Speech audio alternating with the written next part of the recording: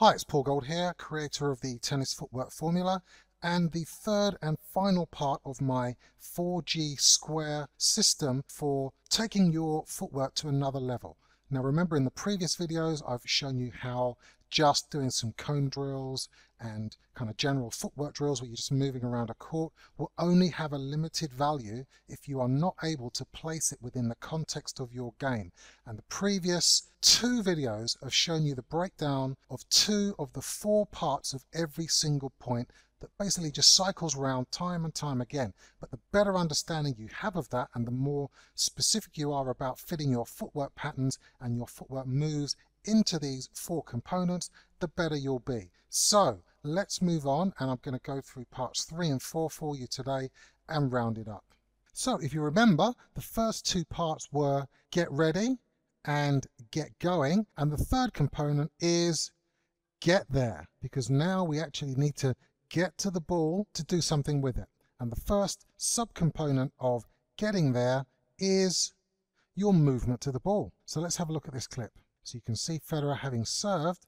His main priority after this shot, which comes back up the middle, Djokovic hits one in the corner, and it's how does he get there? Now, as you can appreciate, how you get there and the movement patterns you take to get to the ball are going to be absolutely crucial in terms of the successful execution of your shot. Following that, you need to decide what stance you're going to use to play the shot. And there are many stances, but let's just have a look at Federer for the moment. We're going to look at the same clip, and you can see that ball up the middle. He's playing a semi-open stance. On this one, he's going to be playing what is predominantly a closed stance. And for this backhand, again, it's a closed stance. And there are variations of that, but we haven't got time to go through it at the moment, but there are more thorough explanations inside the tennis footwork formula. But I just want you to appreciate how important the correct choice and then execution of the stance is going to be. Now, following on from that, playing the shot. And I make a point of this because for most people, this is the only thing they focus on. But they don't realize that all the previous stuff we've spoken about is vitally important in terms of the success of playing the shot. So let's just roll this on.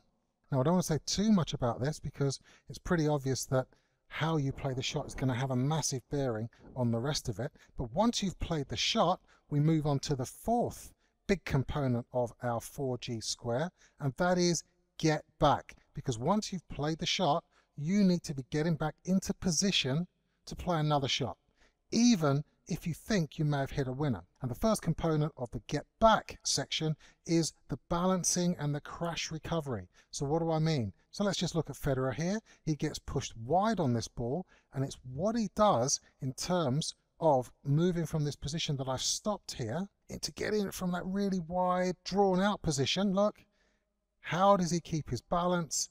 That's down to agility, that's down to a good center of gravity and just great athleticism. But overall, it's the crash recovery, your ability to come out of a potential crash position and being able to carry on to get back into the point and into the court. Now, following on from that, you've come out of the crash situation and you're now into the recovery movement. And this is basically how you're going to get back into the court to get in position to receive the next ball. Now, there are many, many ways to do it. This happens to be one of the most popular ones. It's really the best combination that you're going to choose of all the footwork patterns that we could possibly use. This is a popular one that Federer is using here. He's coming out of the crash and he's going with a crossover step. And then once he knows he's settled down and he's pretty much going to get there, he then goes into a side shuffle. That wouldn't always be the case. It would depend on your shot, how penetrating it was, how much damage it was going to do to your opponent, and also what your opponent is looking to have done, because you're obviously watching the flight of their ball as you're recovering back into the court. Now, moving on from that, the final component of the get back section is what I call the correct geometric position. And this is something not many people focus on when you're talking about footwork. But again, it's absolutely crucial because most people get it wrong. Now, they get it wrong because most people actually are told, and this is the fault of a lot of coaches as well, they're actually told to get back to the middle of the court. And that is just wrong. What you need to be doing is trying to get yourself back in towards the center of all the possible angles that your opponent could hit. But a very, very simple way of actually going through it is to go back towards the middle, but not right to the center, but end up on the same half of the court that you've hit your shot from. So let's just have a look at some footage. So you can see Federer here, he's actually played a wide shot there from the forehand, but he's actually gone back towards the middle, but he's stopped to the right of the center. Now the reason he doesn't go all the way back to the middle is because by rushing back to the middle, he then becomes susceptible to the cross-court shot from Djokovic, which would mean him going back on himself, and that's the hardest movement to make. If Djokovic does decide to go down the line, Federer has the momentum to carry on in that direction, and it's probably a better bet that he can get there, but he won't get to the ball as easily if he has to stop and change direction to go back on himself. Now this one is a backhand slice, so you can see he's going back to the middle, but look where he stopped. Again, he stopped on the same half of the court that he actually played the backhand slice from. And this one, same half of the court, but a different shot, inside out forehand. And again, look where he stopped. Yep, to the left, he's played a backhand again, cross court. Again, stopping on the left-hand half, wide backhand slice. And again, look where he stopped. Check this out, because like I said, most people wrongly go back to the center and in fact get themselves in more trouble without realizing that the whole problem was that they were just doing the wrong thing. There you have it, guys. Here's the 4G square, and what you can see is that they basically all go round in a cycle. Now obviously all the components have their subcomponents, so hopefully it's given you a little bit more of an idea as to how you should be breaking down every shot you play. Now in terms of the tennis footwork formula, you're perfectly set up, because within the formula where I show you the drills that you need to be doing in terms of testing, where I show you exactly how you should be moving on the court and why moving on the tennis court is so unique and different to most other sports you'll find out there. Another big mistake that people make, they just try and copy what they do in other sports, and that just doesn't work a lot of the time. We also look at the 8 must-know moves that will cover you for pretty much every eventuality that you're going to face out there, as well as drills and lots of video examples of all the stuff.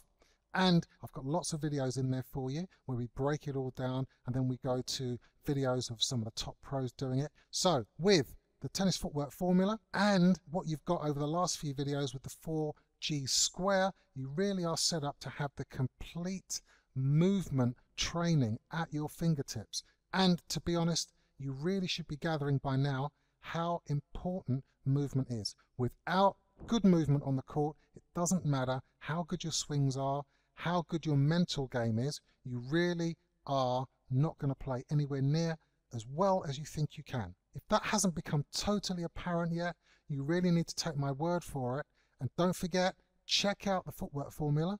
You can try it out for 60 days, and if you don't think you're going to get something totally more than worthwhile out of it, and something that doesn't blow you away, you can just let us know and we will refund every penny you've got. But I know it will make a huge difference to your game. Thanks for listening. Hope the 4G square made perfect sense.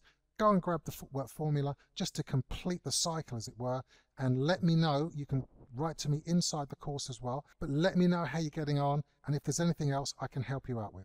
Till then, take care.